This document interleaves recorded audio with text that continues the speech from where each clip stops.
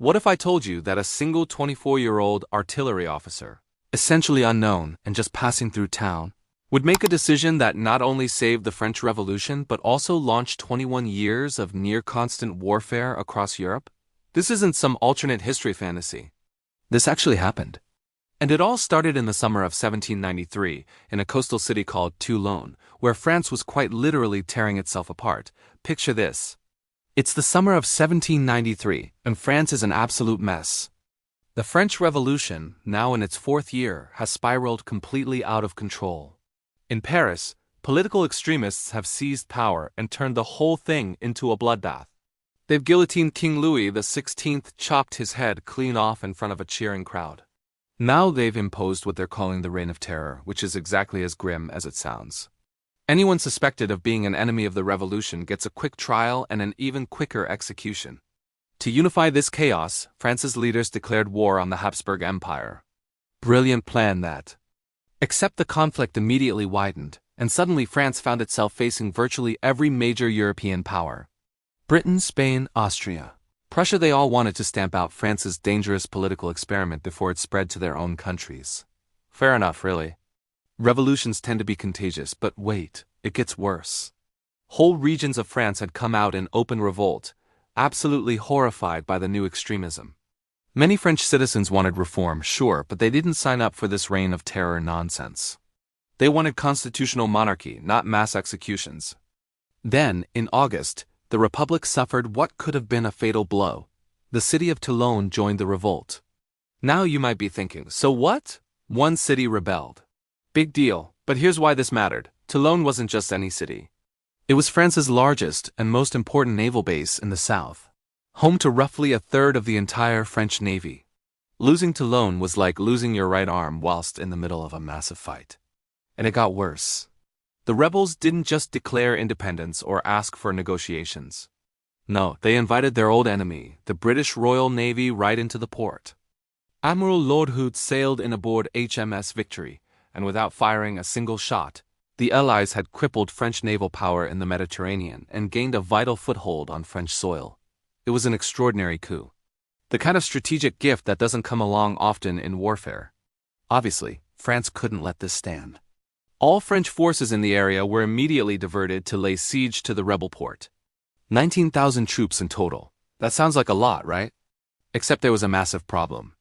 Since most French officers had been aristocrats, and aristocrats were now either fleeing the country or getting their heads chopped off, the army was desperately short of professional leadership. Their commander, General Jean-François Carteau, was a loyal Republican, absolutely committed to the cause.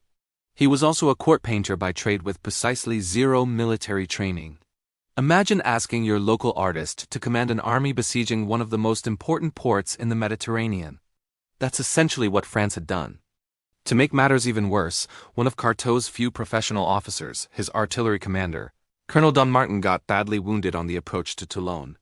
So now they needed a new artillery commander, and they needed one fast. Enter Antoine Saliceti, a Corsican deputy from the National Convention in Paris.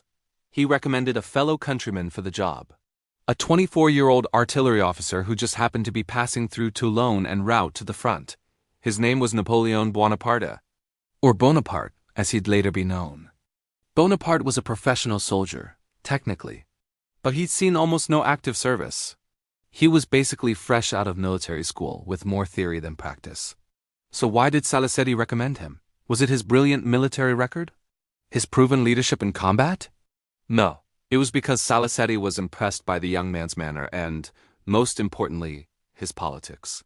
Bonaparte had just written a political pamphlet, a short story about a young artillery officer who berates his fellow diners for their disloyalty to the Republic.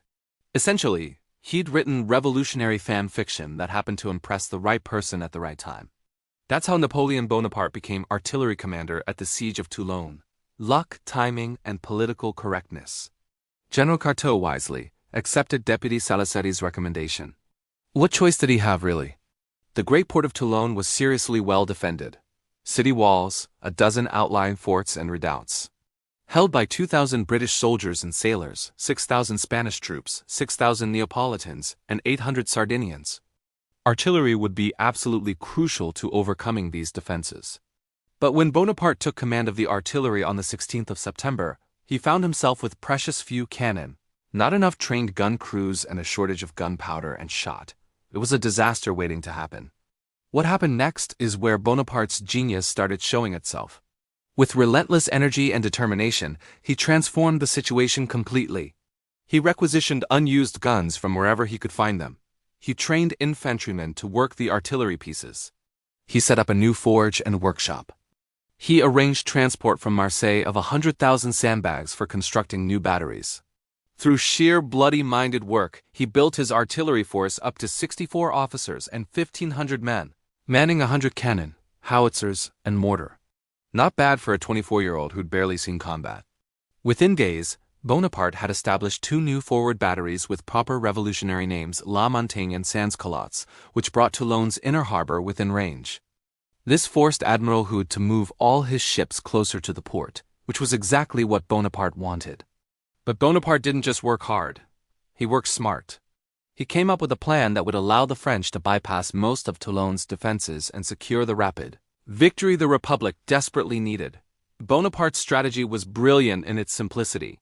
He argued that if they could capture Fort L'Aiglette, which looked out across the harbor, he could fill it with heavy guns and shell the British and Spanish fleet at anchor. Admiral Hood would be forced to abandon the port, taking with him the Allied soldiers Toulon relied on for defense. No fleet, no defense, no rebel stronghold. General Carteau saw the merits of the plan. On the 22nd of September, French forces attacked Montcaire. But here's where things went pear-shaped. Bonaparte had argued for an attack by 3,000 men. Carteau, being indecisive, committed only 400 against fortified positions. It was doomed from the start. Not only was the attack easily repulsed, but it alerted the Allies to the danger.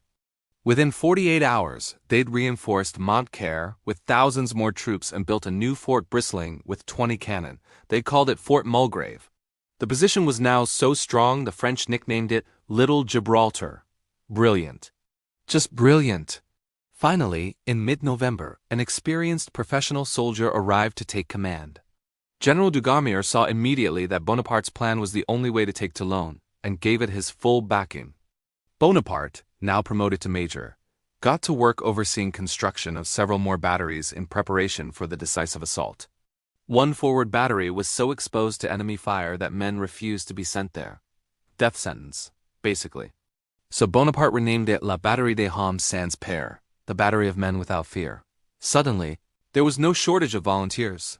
Think about that for a moment. He literally just changed the name, appealed to their pride and courage, and men who'd refused to go there were now fighting for the chance.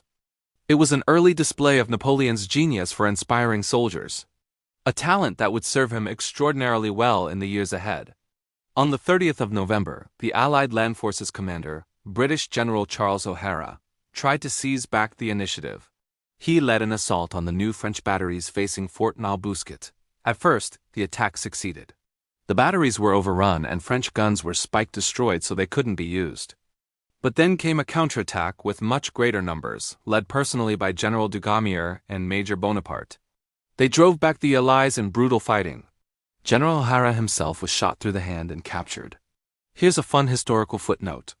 12 years earlier, O'Hara had surrendered to George Washington at Yorktown during the American War of Independence. Now he got to surrender to Napoleon Bonaparte. Some people just have terrible luck. In the early hours of the 18th of December, in howling wind and driving rain, the French launched their major assault on Fort Mulgrave. The wet conditions made muskets useless except as clubs or with bayonets attached. It was going to be close quarters, brutal, hand-to-hand fighting. Bonaparte led the second wave personally. Not from behind, not from a command tent. He was right there in the thick of it. Amid fierce fighting, his horse was killed under him. Then a British sergeant bayoneted him in the thigh. That wound came within inches of ending his life and radically changing the entire course of European history. Think about that. If that bayonet had struck a few inches to the left or gone a bit deeper, Napoleon Bonaparte dies at Toulon as a relatively unknown major. No Egyptian campaign. No coup d'état. No empire. No Austerlitz, Jena, or Waterloo. European history would have been completely different. All decided by a few inches of steel. But Bonaparte survived. And finally, the Allied garrison was overwhelmed.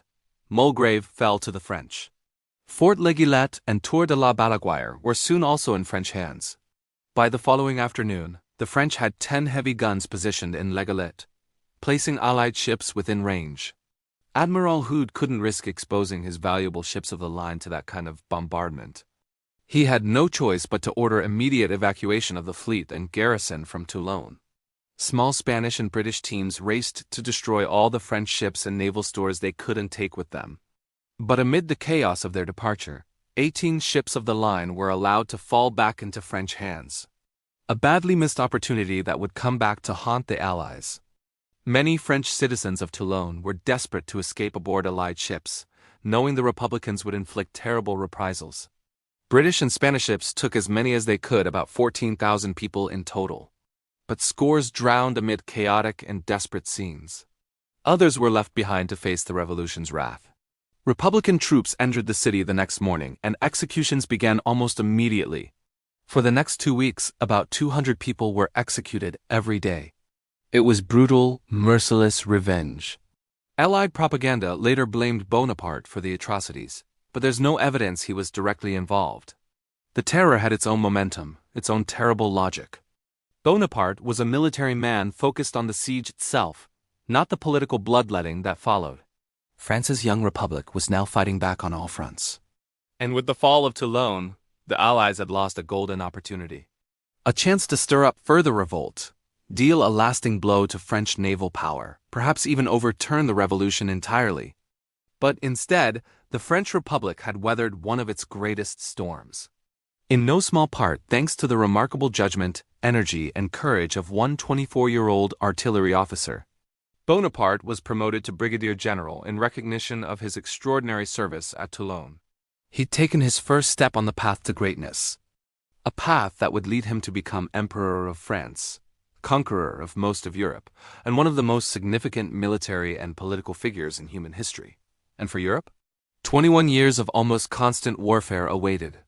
The Napoleonic Wars would reshape the entire continent, redraw borders, topple ancient dynasties, spread revolutionary ideas, and cost millions of lives. All because a young Corsican artillery officer happened to be passing through Toulon at exactly the right moment, caught the attention of the right person, and had the audacity to propose a plan that actually worked.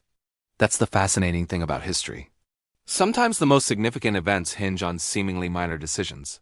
If Salicetti hadn't recommended Bonaparte, if Carteau had refused the recommendation, if that British sergeant's bayonet had struck true, if Admiral Hood had destroyed those 18 ships of the line, any of these small changes could have altered everything. The Siege of Toulon wasn't just about saving a French port from rebels. It was the launching pad for Napoleon Bonaparte's extraordinary career. It was where he proved his military competence, his ability to inspire troops, his willingness to lead from the front, and his strategic vision. Everything that came after the Italian campaigns, the Egyptian expedition, the coup that made him first consul, the coronation as emperor, the victories at Austerlitz, and Jena, the disastrous Russian campaign, the final defeat at Waterloo, all of it traces back to this moment. To Toulon in 1793, when an unknown young officer got his first real chance to prove himself.